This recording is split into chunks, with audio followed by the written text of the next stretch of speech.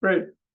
Thank you everyone for joining this evening with Climate Conversations. We're continuing on into 2025 with the conversation. So it'll be the usual second Tuesday. There have been some shifts in the Creation Care Ministry at St. Mark's. And so, Kathy and Marjorie are off doing some other things, still involved, but doing a little bit of other things. But this is going to be continuing. So good news, and really glad you're here.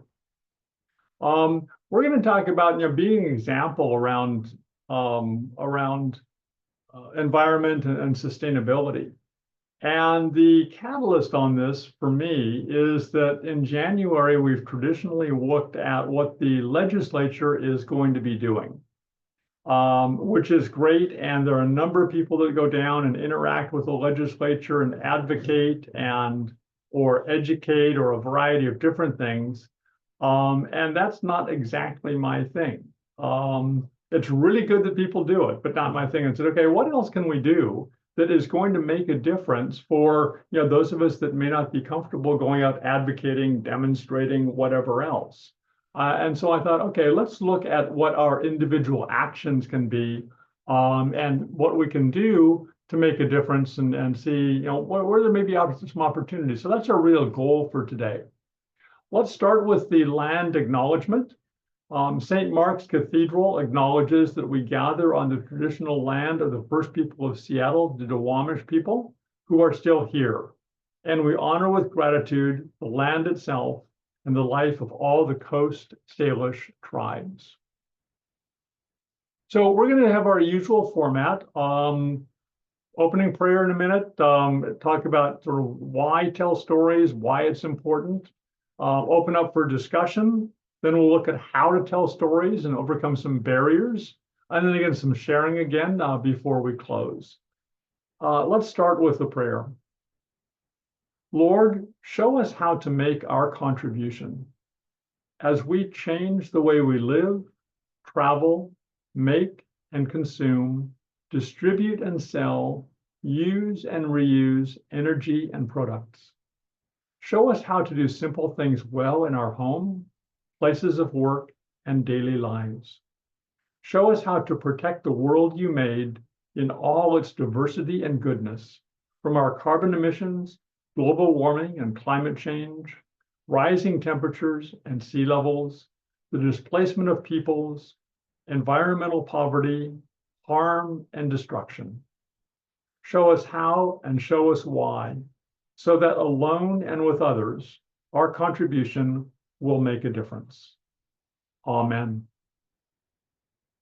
And as I was reading the prayer before I went through the session again, I thought, wow, what we're seeing in the Los Angeles area just exemplifies some of the issues we're praying about this evening. So I want to start by looking at whether individual actions matter.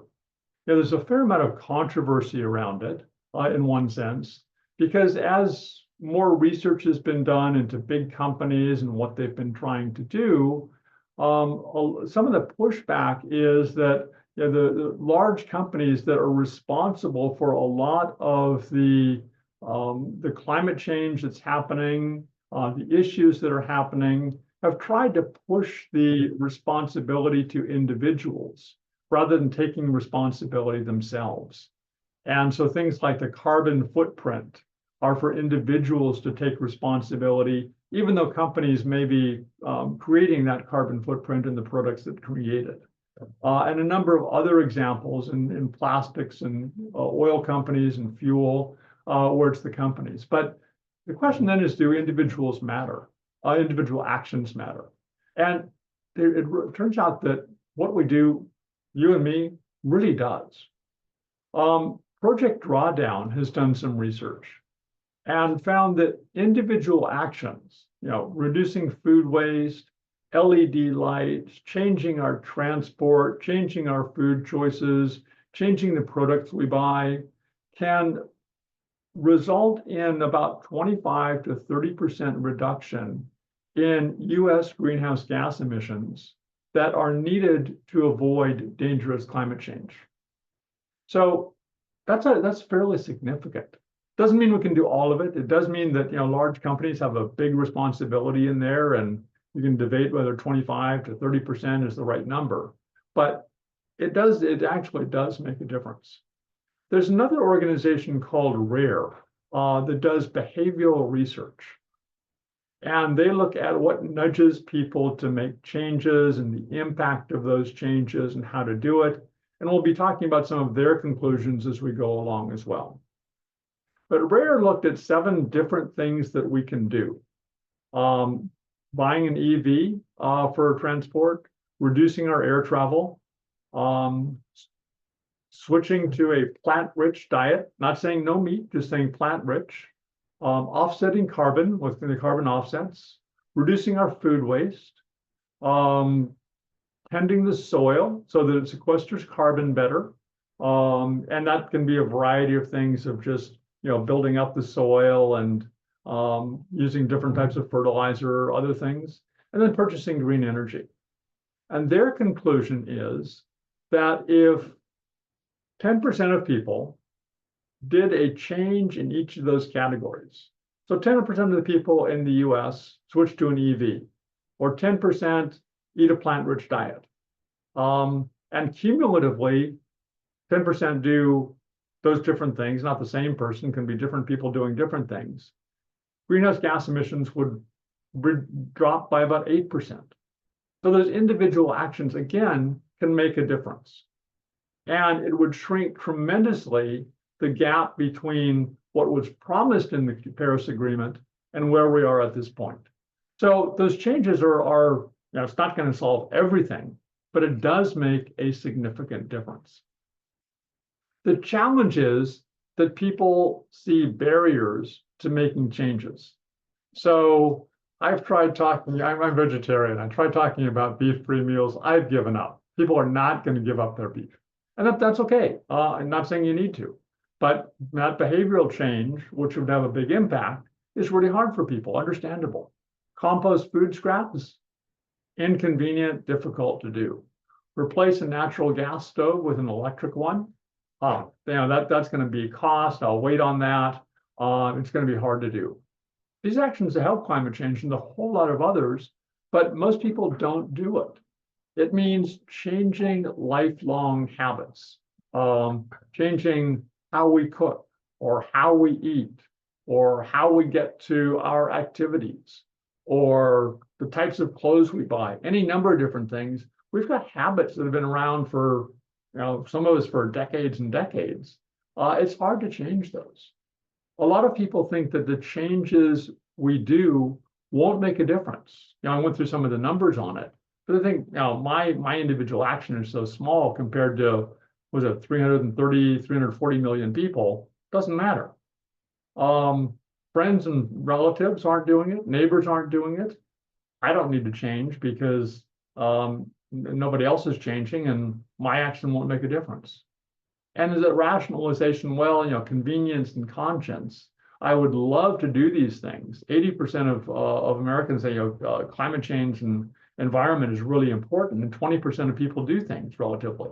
And it's that balance that, I know it's the right thing, but it's inconvenient. And some concern, as I mentioned, that if you make personal changes, it lets companies off the hook. The oil companies that are making fuel and plastic don't need to make changes because they're waiting for you and me to make changes. And so we shouldn't just, make changes in our lives if they're not doing anything. Let them make the changes. So the question becomes then, it's not easy to do, but it does make a difference. So how do we get people to make changes? One of the best things is really to tell stories and tell about our personal actions. People remember stories more than almost anything else. If I'm talking about how I have an EV and here are the benefits of it, or I changed what I cook, or I put in a heat pump and here's why it makes a difference and my electricity bills are down massively, or I'm buying used clothing rather than new clothing, and look, I got a wonderful sweater, Pendleton sweater that's absolutely fantastic. And I tell people about it. So those personal stories can create that connection, and it shares who you are. There are half a dozen ways that we can, change people's behavior. But what the biggest change comes from is the comparisons. If friends and neighbors see what you're doing and hear what you're doing, they are more likely to change when you tell the stories and what the impact is. One of the things that the Seattle City Light and others have done is to compare your electricity bills and your water bills with your neighbors. And if you're using more than average, or you talk about what you're doing and say you're below average, for example, friends and neighbors, it turns out, reduce their usage too by at least 1 or 2%. And that's significant. If people see solar panels on roofs in their neighborhood, they're more likely to put them on too. We put solar panels on our house half a dozen years ago. And I've talked about it in the neighborhood. And right around us, we've got more people looking at solar panels in other parts of the neighborhood as well. Giving the data to them is least useful. Talking about how my energy usage has dropped by this much, and so I'm using a few hundred, I'm producing 800 kilowatt hours of power or whatever, doesn't really change people. It's what they see, what they hear. It's not giving them just the data, but those stories are what is going to make the difference. A lot of the reason on it is that people trust their friends and their colleagues and their networks. If you think about who you rely upon for information, people you know, family members, loved ones, matter more than the experts a lot of times. I can listen to the scientists and they can tell me all sorts of information, or I can hear transport experts, or I can hear a number of other people. But I'm probably going to make a change based on what my children tell me, or what my friends tell me, or what my neighbors tell me. That's more likely going to happen. And so highlighting, what behavior you've changed does make a difference. If we can talk to we've got a lot of social networks, whether it's our book club or our friends at church or friends at work, or children's schoolmates, parents, or a number of others. If we can talk to them about what we're doing, and environmental changes, that's gonna make the difference, because they'll trust you more than a lot of other people they hear from. So those interactions with the colleagues, friends, and family members and then the stories they tell are going to cause the vast amount of change to happen. It's not just giving them information, giving them a flyer, giving them data. It's telling the story, telling about your life is about 2/3 of the reason that they're going to change. We think that a lot of what we do is really self-determined. And so if I'm going to make a change and I'm going to do something different on transport, or I'm going to eat differently, or I'm going to start composting or something else, we think, that's something that I chose to do. But if we look at why changes actually happen, the actions we take, research shows, depend as much on what our friends do and what our family does, as much as what we learn and we decide to do. So we'll follow along with our community a lot of times. Those around us can make us fatter or thinner, drink more, drink less, care about the environment, care a lot more or less about the environment. We follow along a lot of times. Sure, we have individual actions. It's not to say that we don't have any choice on our own, but we are influenced a lot by the people around us, probably more than we ever think. And so what you do does influence others. Our brain sort of subconsciously picks up cues from people around us that inform our behavior. So if we see people doing things differently, it makes us curious. It makes us think about, why am I not putting in LED light bulbs? Or why am I making these choices on clothing or temperature or food or transport or whatever else it is? There are social norms. When we see someone behaving differently that doesn't match what we're doing, it may cause us to question our own attitudes and actually change. We don't think about that. But if you sort of reflect afterwards and say, why did I make one or two changes recently? Was it something I chose to do, or did I hear about my neighbors? I talk to neighbors all the time, and there's a neighbor that's done things with pruning in their yard. They've done some things with heating or the internet network in their house, and I've gone back and taken a look at it. Sometimes I change, sometimes I don't, but I hear what they're doing, and it causes me to rethink what I'm doing. And when we talk about the environment and sustainability, it's really important that you talk about what you do, because it can influence so many other people. And if we think about going back to the Bible and what worked there, think about all the parables. They're stories, and they're designed to change people's behavior. If you look at Matthew 18, the man owned 100 sheep. One of them wanders away. He leaves the 99, goes to look for the one that wandered off.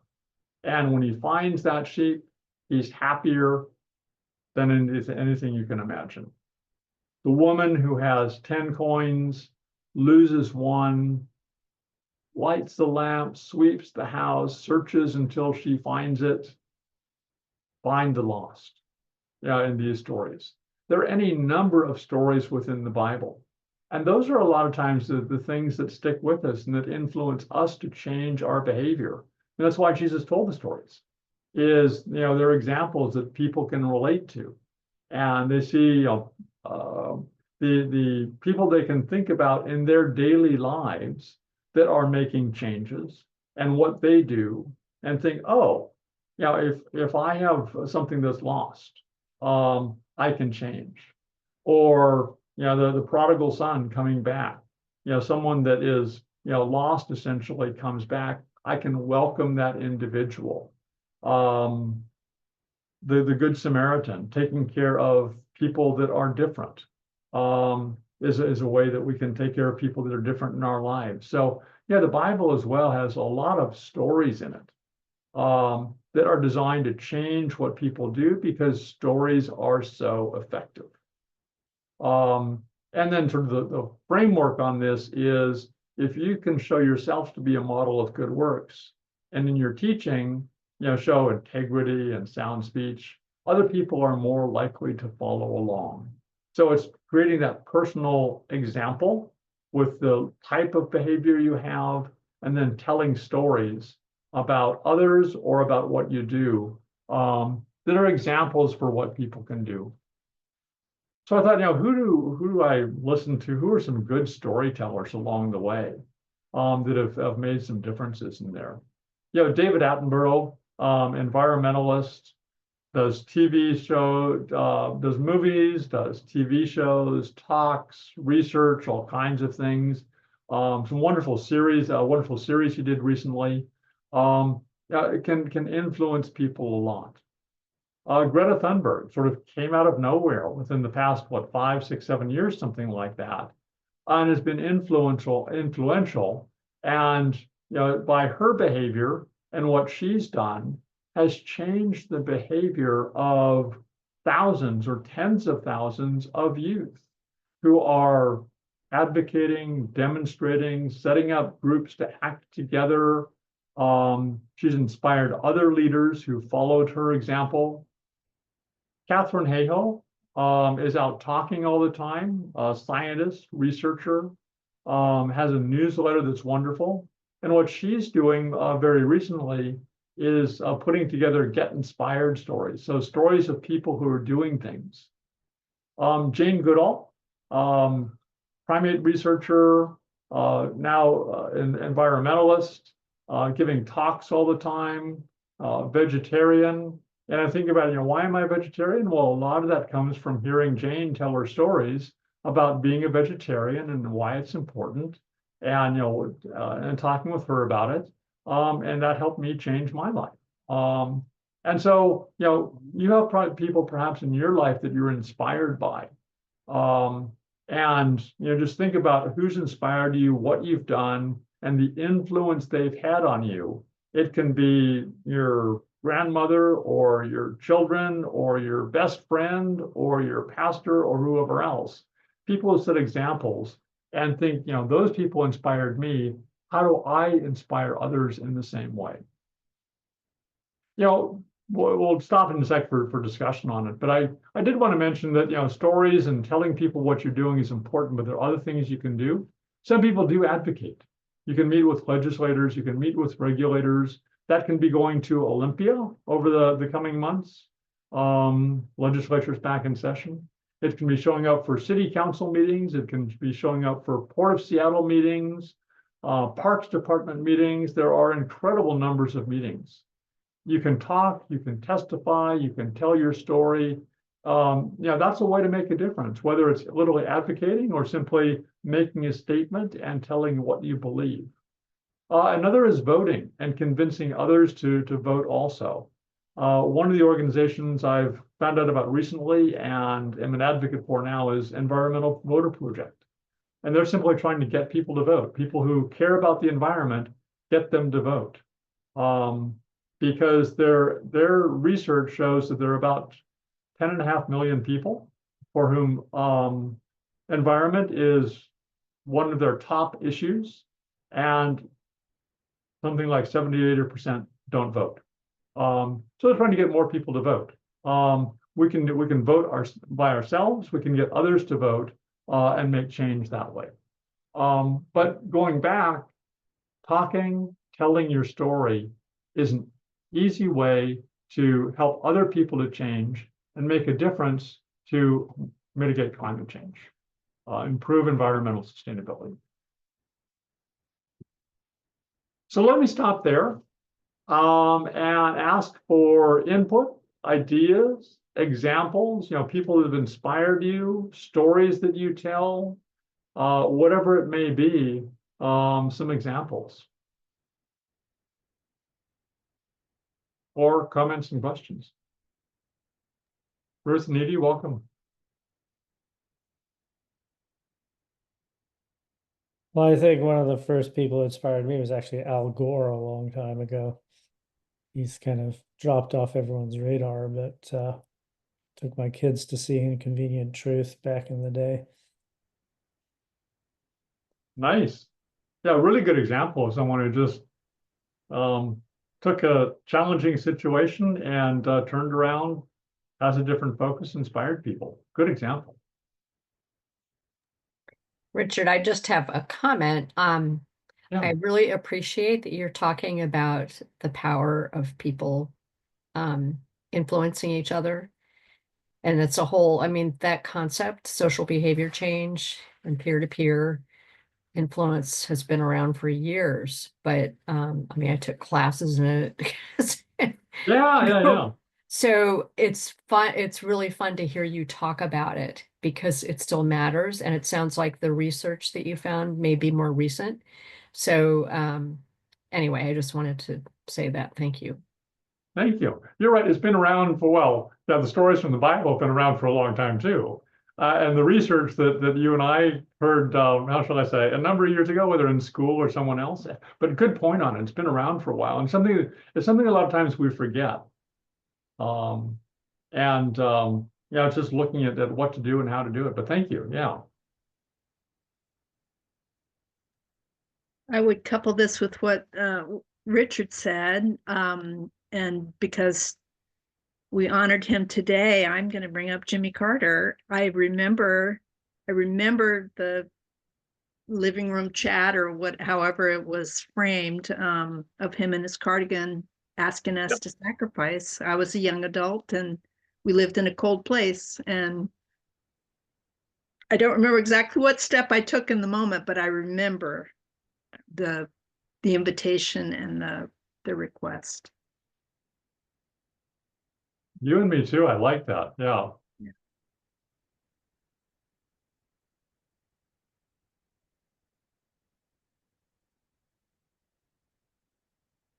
Yeah, I don't know that I remember that specific talk. I mean, I was kind of the same age, but I remember the the whole oil shock happened right when I was starting to be old enough to think about current events, and being in an engineering mindset, I was like, we need to do being dependent upon this stuff is not a good idea. Mm. So thinking about ways to, become energy independent has seemed to me to be a very important thing, not just for the country's peace of mind, but in some ways for sort of world stability and world peace, Mhm. all the way back in the 70s. And the fact that Carter was thinking the same way was not lost on me. And he was already thinking about climate change, which is amazing. Yeah. And solar panels on the White House, which unfortunately Reagan took off, but yeah, way ahead of his time.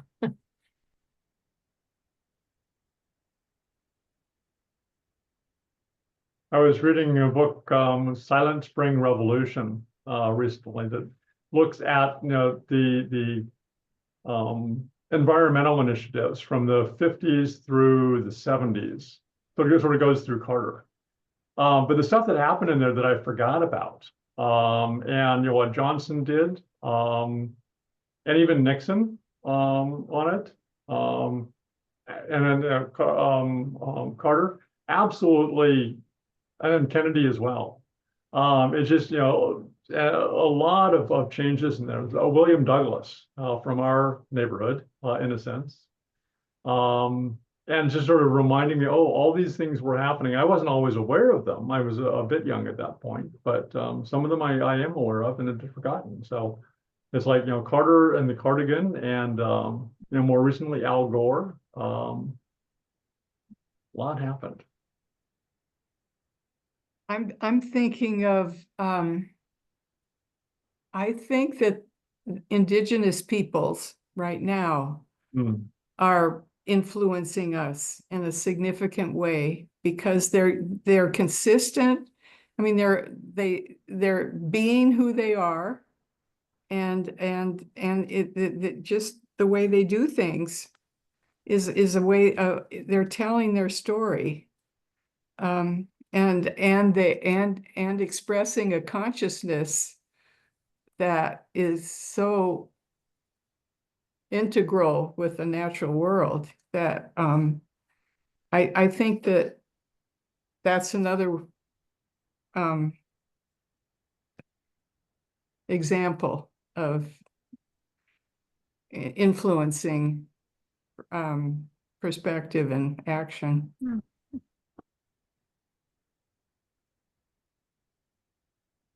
On the other side, I was just thinking that one of the ways that I am possibly inadvertently influencing people is we've just kind of finished this project to fully electrify the house. And this constantly involved talking to vendors of various kinds and saying, well, I want to replace my gas range with an induction, but why do you want to do that? Right? And so you end up having this conversation. My plumber with the hot water heater is the same thing. Ah, And that's just getting wonderful. yeah, just explaining to these people who are sort of on the front line of sales and things, yes, this is a thing and this is why I'm doing it. That's great. Yeah.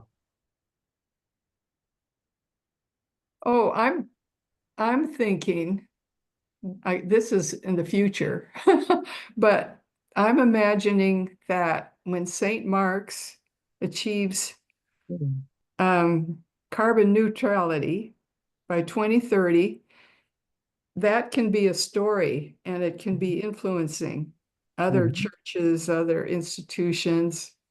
I mean, it's, you know, as long as we figure out how to tell the story so that people. And it's Sure. actually already influencing, because in those clean building accelerator workshop, remember those, the Yeah. webinars, Ruth, that you, um, you know, there were other nonprofits and other buildings, companies, whatever, in those meetings, and they were pretty impressed with what St. Mark's was doing, and so was the city. So Yeah. it's already having an influence. And I just remembered this example of St. Mark's being an example. I'm at Horizon House and we have an environment committee, a very active chair of this committee. Well, he's wonderful. And I mentioned to him one time in a conversation, oh, St. Mark's has this goal for 2030 that we're going to be carbon neutral. Well, he really glommed onto that. He liked the idea of having a goal, but he set it for his idea was to set it for 2032, because that was he thought that would be enough. Anyway, he's actually, it's actually, I think it's been passed by the board and everything by now. Wow. Because he's so active. For Horizon House to be. Yeah, we have a, Wow. you know, a very strong emphasis on environmental things. And yeah, so there's another example of for other retirement communities. Fantastic. Hadn't realized that. Yeah, That's quite a switch for that type of institution. yeah, it's really a big thing here. I get to Oh, be yeah. yeah, I get to be on the sustainability subcommittee of the environment committee, where we talk to Methuen, our architects, Methuen, all about remember. and they're very green. They're And we're talking sustainable. about- Yeah, they're leaders. and we're going for LEED certification, you know, I mean, it's, Yeah. yeah, I mean, I think the city, they actually do have to meet city requirements and state requirements. So anyway, all new buildings. Fantastic. Good examples.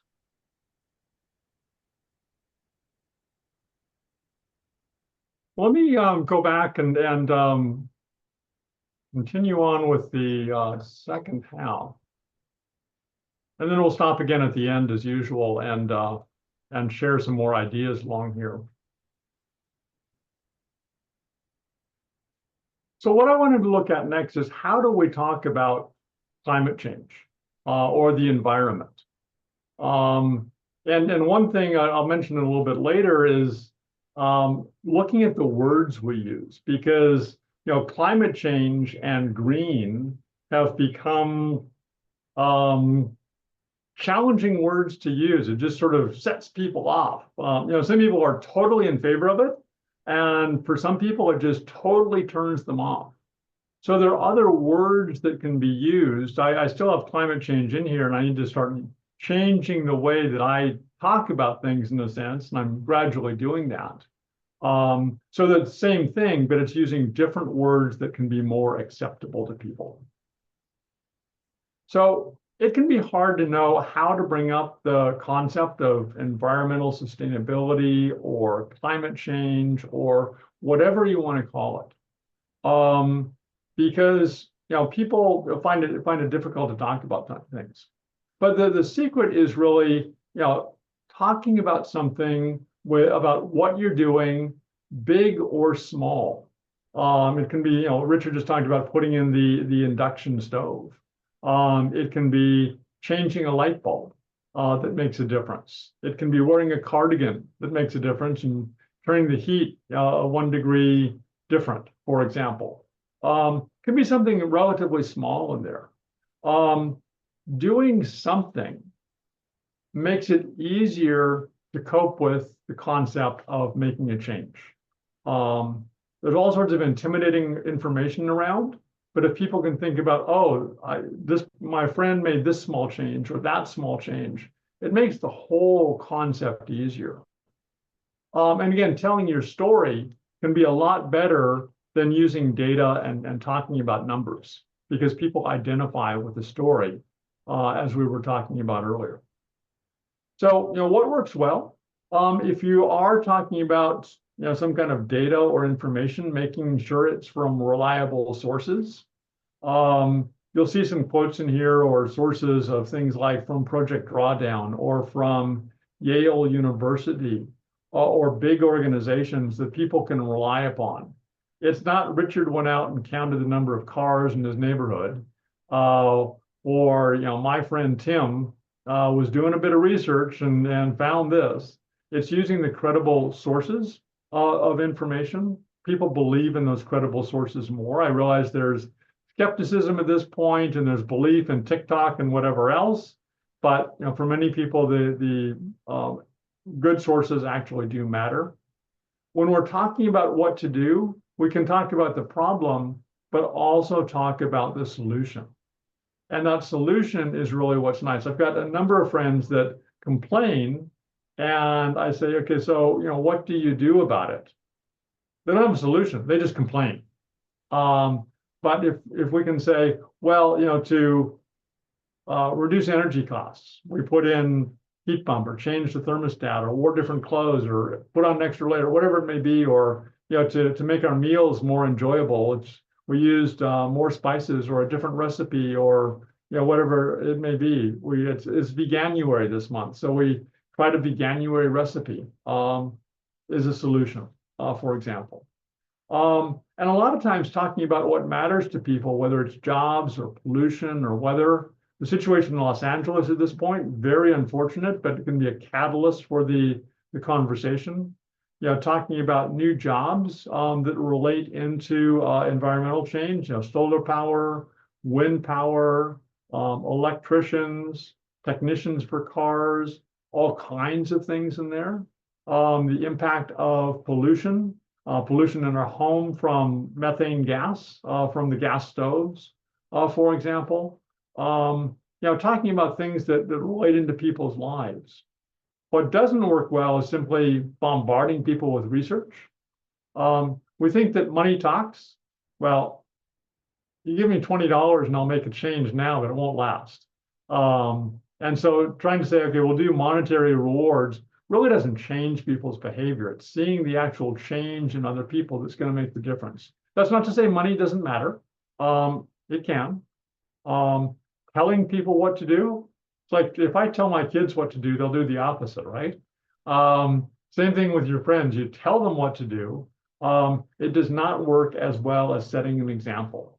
And a lot of times we're sort of in a bubble of talking to climate change converts. I can use climate change with this group and not worry that people are going to throw me out and get totally offended. But we need to reach out to other people and use the word environment or use sustainability or use good jobs and lower costs as the catalyst on it. And reach out to other people that are not making changes in their lives, because if they make even small changes and they're not converts yet, that's going to have a bigger impact than if you and I make changes and continue on. So how do we tell the stories? We can bring up environment to family and friends and neighbors and people at church in a non-threatening, non-judgmental way, and talk about what the other person cares about. It's been really interesting. I participate in some events funded by the Evangelical Environmental Network.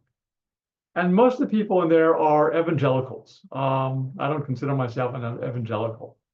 But it's fascinating to hear the stories of how they talk to people at their Southern Baptist churches that are skeptics, because they're passionate about the environment. They may take a different approach than you and I would do, but they're passionate about the importance of the environment and making changes.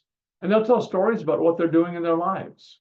That's really the way to do it. And we'll Look at what's important to the other person, their hobbies or their family or their faith or their health or their values, and talk about that their health improved or their money situation improved, or they've got a new hobby, doing something, related to nature, whatever it may be.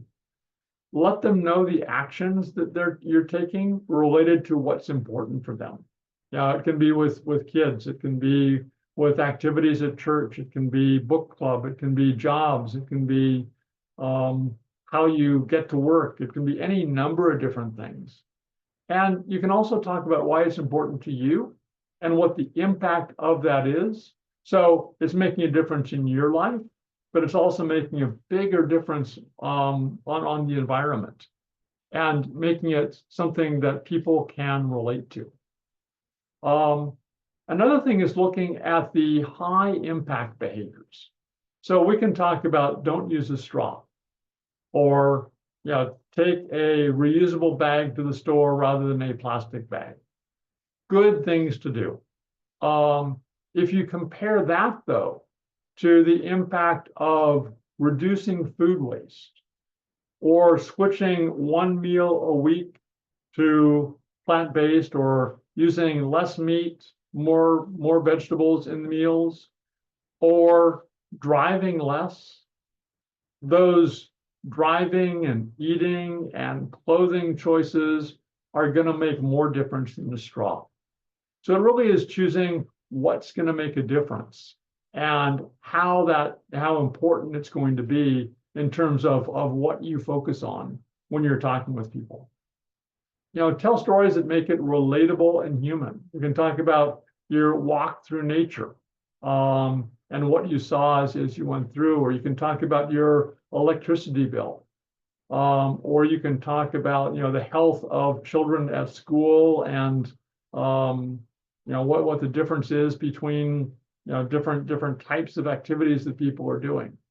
And it's being respectful regardless of the other person. Some people we may agree with, some people we may disagree with. But even for those we disagree with or that we know have a different viewpoint, we can still be respectful and say, they do things differently. When I talk with people, I see people who do things differently. I don't necessarily agree with what they're doing, but I can't say I disrespect their choice. That's attacking them personally. So we need to be respectful in terms of what we do. Again, Catherine Hale, one of the better educators, looked at it and said, what do we do? Share why climate change matters to places and things you care about. One story that I tell is looking out our living room window at the Olympics. And during the summer, I used to see white on the Olympics because glaciers were there, snowpack was there. Now I don't. I see brown.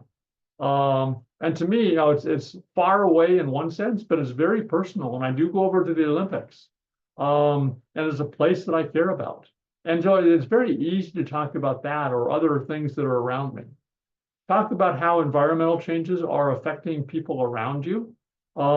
If you know people in places that are affected by wildfires in Washington State or floods, for example, that weren't there before, you can talk about those real examples. I've got a small farm in the Skagit Valley.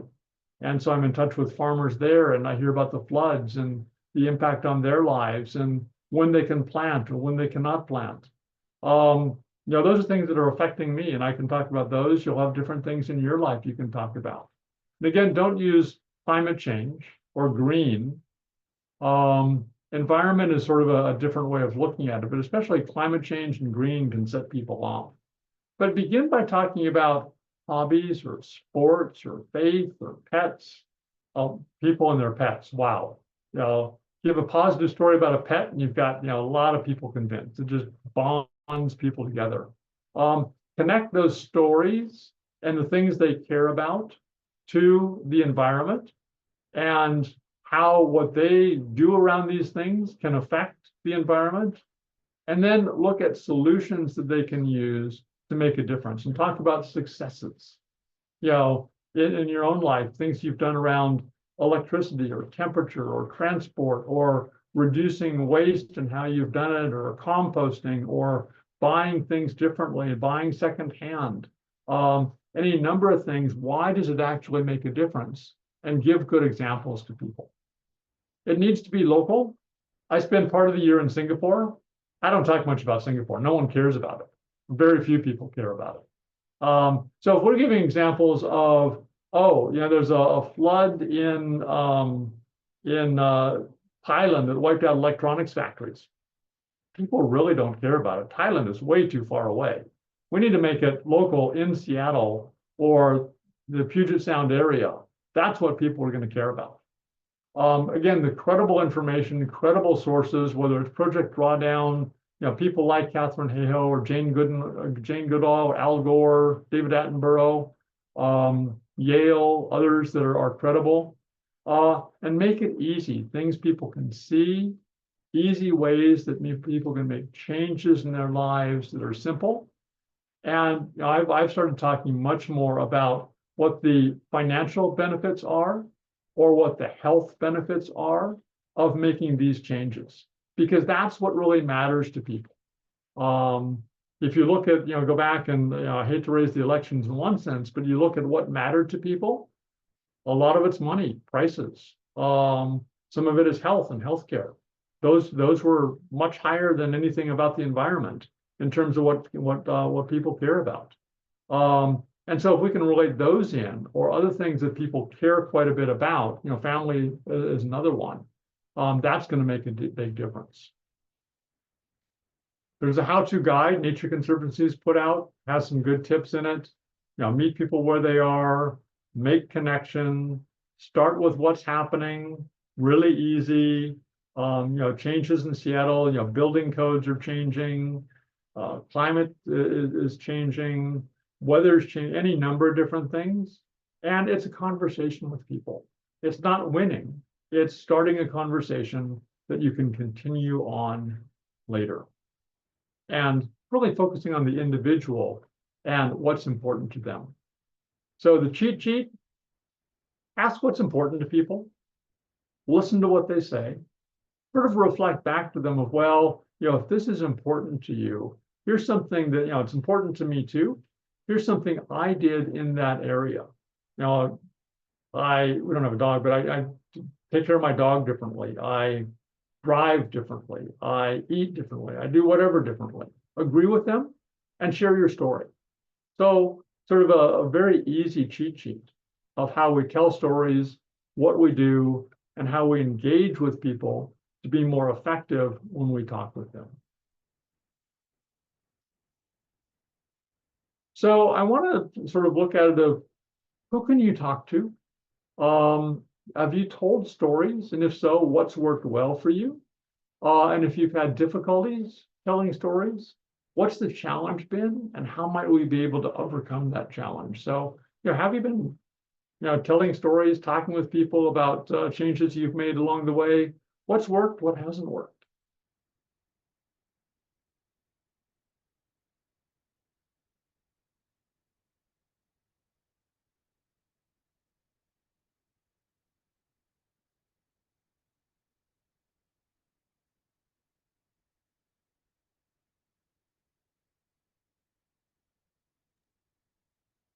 Well, So- I think one of my big problems is that I know way too much about the subject, and I'm a very intellectual person. So I just,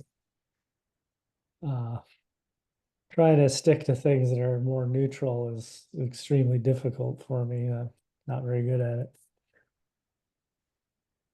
But where you do really well, Richard, is, like with the investor group, which is more similar people to you, what you talk about is really interesting to them.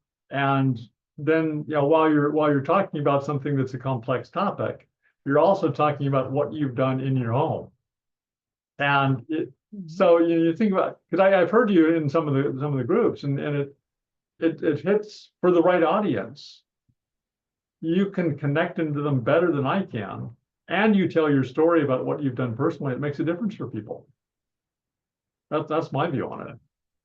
Well, thank you. It's try to talk to people who are not almost exactly like me is more of a challenge, I think. Yeah, understood. Understood.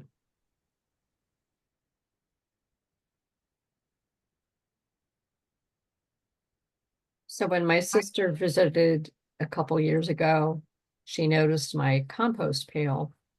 And it just so happens that California, I think shortly after that, or at least San Diego anyway, started requiring our food waste and the yard waste.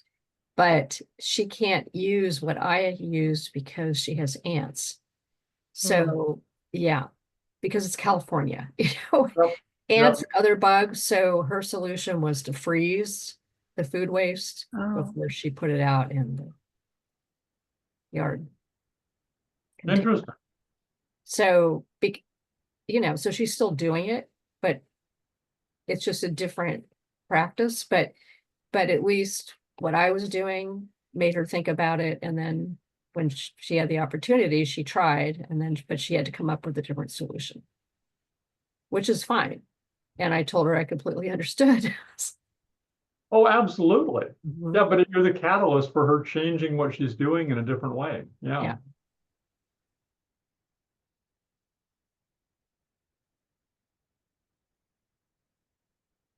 I'd say for us, probably the most prominent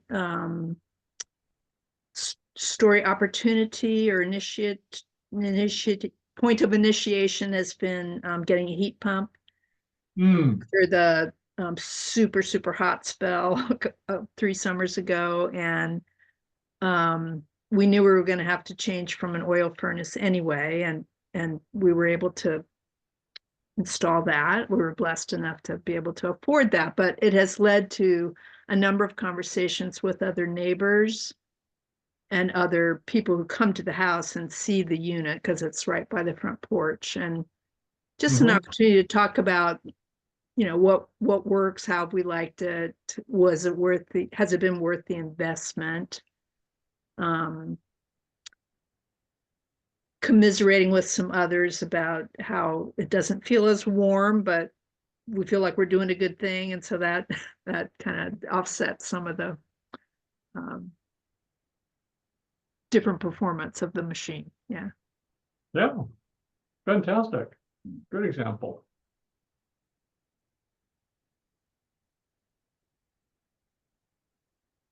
We don't talk much to our neighbors, but we all look and see what each other is doing. And the number of EVs has been growing, and the number of houses with solar panels and heat pumps just appear. Well, So there's nonverbal communication too.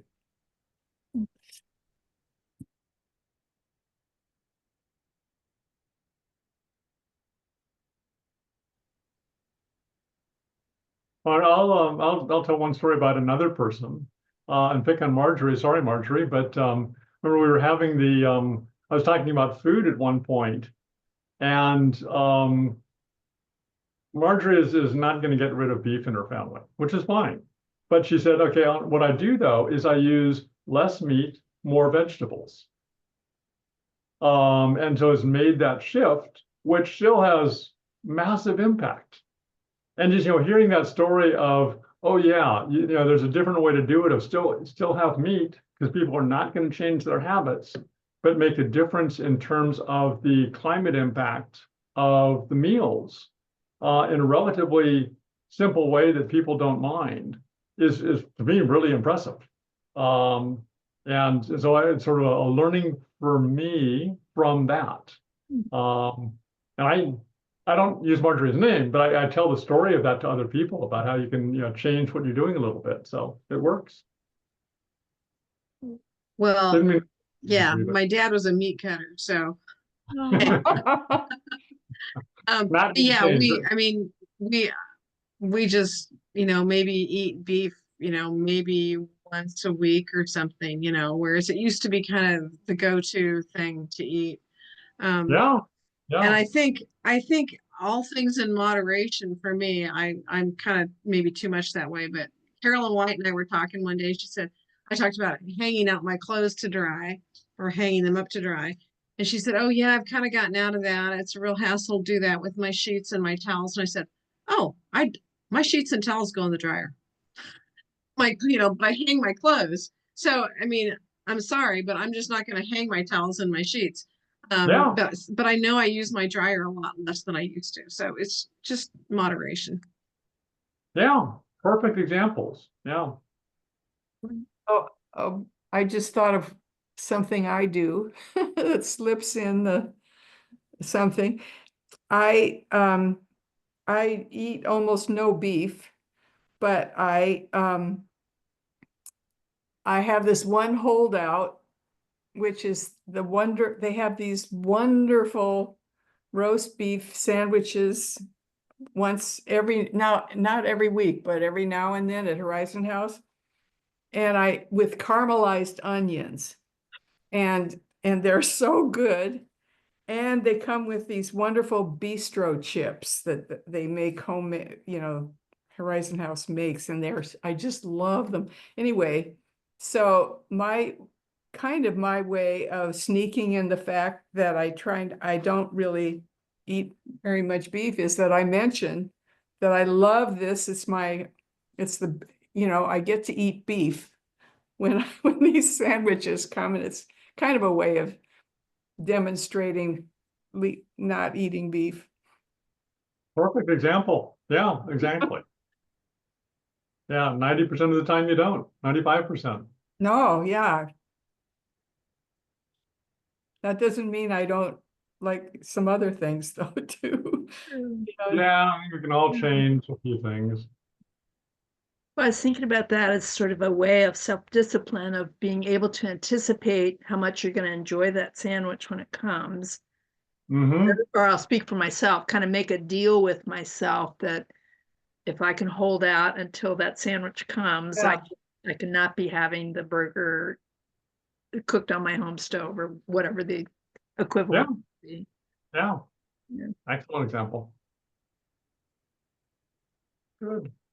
Well, let me go ahead and just share the last. Go ahead, Richard, and then I'll share the Oh, last one. I'll just be quick. I mean, this is something I've mentioned before, but one of my sons was vegan and I like to bake. And so it was sort of interesting to me intellectually almost to try and do vegan baking. Like what do you have to change? What doesn't work? What does work? And, so it's sort of, it's not just changing it, it's also kind of an adventure, kind of interesting. I tried making a fruit cake this year with a vegan recipe, and it was all right, except it needed a better binding agent. Mm. I can do that, but it's this sort of you can make it into something fun. That's what I'm Mhm. saying. Yeah, yeah. Nice. Really nice.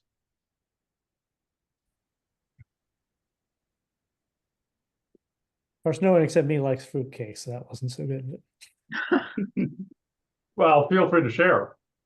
Ah, maybe next year. It's gone by now. I know it's not around anymore, but next year, just trying to help. Yeah. Um, so just a couple of quotes that I think is sort of fun of we can make a difference. If you can't feed 100 people, feed one. One person can make a difference. Everyone should try. You don't have to be a big shot. You don't have to have a lot of influence. You just have faith in your power to change things. So one person really can make a difference.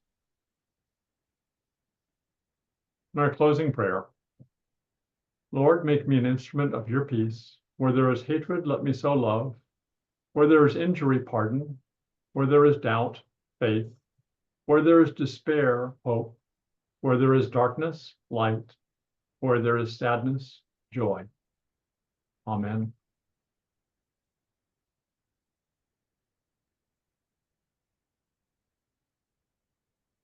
And our stories really can make that difference. Well, thank you. Thank you, Richard.